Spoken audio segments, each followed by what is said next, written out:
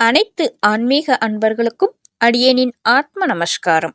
நான் உங்கள் கந்த நடிமை கார்த்திகா தர்மராஜன். இன்று நாம் எதை பற்றி பார்க்க இருக்கிறோம் என்றால், கடன் சுமை நீங்க முருகனை எவ்வாறு வழிபடணும், என்ன மந்திரம் சொல்லி வழிபடணும் என்றுதான் நம்ம இந்த பதிவுல பார்ப்போம். ஒருவர் வாழ்க்கையில பண கஷ்டம் வருவதற்கும் கடன் சுமை உண்டாவதற்கும் நிறைய காரணங்கள் இருக்குங்க. ஆனா அதற்கு முக்கியமான ஒரு காரணம் செவ்வாய் பகவான். சில பேருக்கு செவ்வாய் தசை நடக்கும்போது தன்னிடம் இருந்த செல்வங்களை எல்லாம் இழந்து இருப்பாங்க, கொடி கட்டி பறந்திருப்பாங்க வியாபாரத்துல.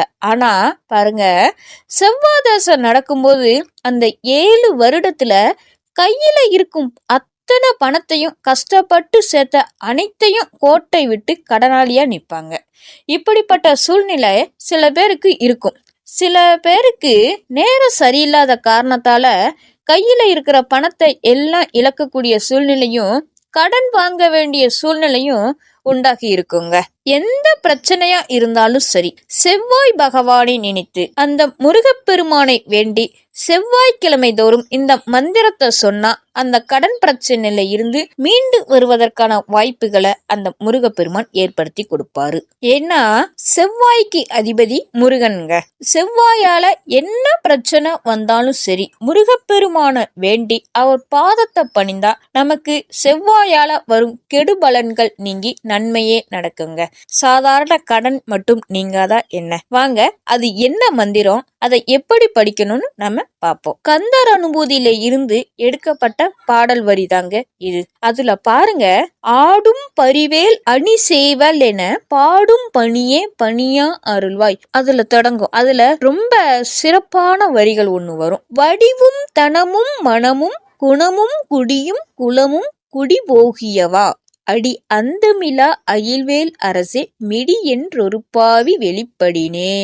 இது எல்லாராலும் மிக சுலபமாக படிக்கக்கூடிய தமிழ் வரிகள்ல தான் கொடுக்கப்பட்டிருக்குங்க. சுலபமா நீங்களும் இத படிக்கலாம். அனைவராலும் படிக்கக்கூடிய இனிய தமிழ்ல தான் இருக்கும் இந்த கந்தர் அனுபூதி. கடன் சுமன் நமக்கு இருக்கு, கடனால நான் தினமும் கஷ்டப்படுறேன் அப்படின்னு நினைக்கிறவங்க தினமும் காலையில பூஜை அறையில் விளக்கேற்றி வைத்து, முருகா நீதான் எனக்கு துணை, நீதான் என் கடன் சுமைய குறைக்கணும், என் கடனை உன் பாதத்துல இறக்கி வைத்துட்டு முழுமையா முருகனை சரணாகதி அடைந்து இந்த மந்திரத்தை சொல்லணும். அப்படி இந்த மந்திரத்தை சொல்ல முடியாதவங்க செவ்வாய்க்கிழமை கட்டாயம் கோவிலுக்கு செல்லுங்க.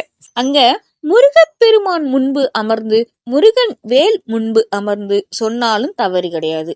இந்த மந்திரத்தை சொல்ல சொல்ல கடன் அப்படியே கொஞ்சம் கொஞ்சமாக குறையும். கடனை அடைப்பதற்கு உண்டான வாய்ப்புகளை கடவுள் ஏதாவது ஒரு ரூபத்தில் உங்களுக்கு சொல்லுவாரு.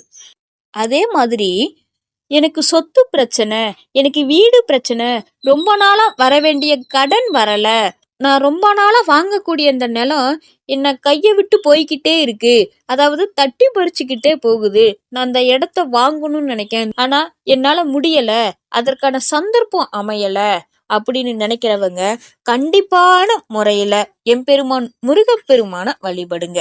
ஏன்னா நிலம், வீடு, அசையாத சொத்துக்கள், இந்த மாதிரி செல்வத்துக்கு அதிபதி செவ்வாய். அந்த செவ்வாய்க்கும் அதிபதி தான் இந்த முருகப்பெருமான்.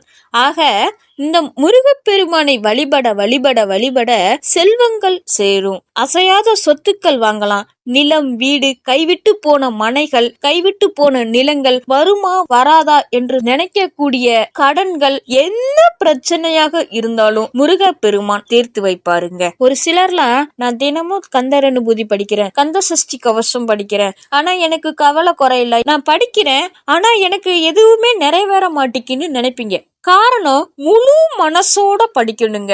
எம்பெருமான் முருகனுக்கு தேவை பூவு, பழம், புஷ்பம் எதுவுமே அவருக்கு வேண்டாங்க. உண்மையான அன்பு போதுங்க. அருணகிரிநாதர் சொன்ன மாதிரி அரை நிமிடமும் ஒரு சொட்டு கண்ணீரும் போதுங்க. முருகப்பெருமான வழிபட யார் ஒருவர் தூய்மையான மனசோட உள்ளன்போட அவர் முன்னாடி போய் என் கந்த பெருமானிடம் போய் உட்கார்றாங்களோ, முருகன் நேரடியா தன் முன்னே சடுதியில் தோன்றுவார். இப்படி படிப்படியா உங்களுடைய கஷ்டங்கள் குறைவதற்கு முருகப்பெருமான வீட்டிலேயே வழிபடலாங்க. கோவில்ல தான் போய் வழிபடணும் இல்ல, எனக்கு கோவிலுக்கு போக நேரம் இல்ல, அந்த சூழ்நிலை எனக்கு அமையல அப்படின்னு நினைக்கிறவங்க வீட்டிலேயே முருகப்பெருமான் திருவுருவ படத்திற்கு சந்தன குங்குமம் வைத்து விளக்கேற்றி வழிபடலாம், அந்த மந்திரத்தை சொல்லி. நன்றி உறவுகளே. மேலும் இது போன்ற பல ஆன்மீக கருத்துக்களுக்கு நமது சேனலை லைக் பண்ணுங்க, கமெண்ட் பண்ணுங்க, சப்ஸ்கிரைப் பண்ணுங்க. வெற்றிவேல் முருகனுக்கு அரோஹரா.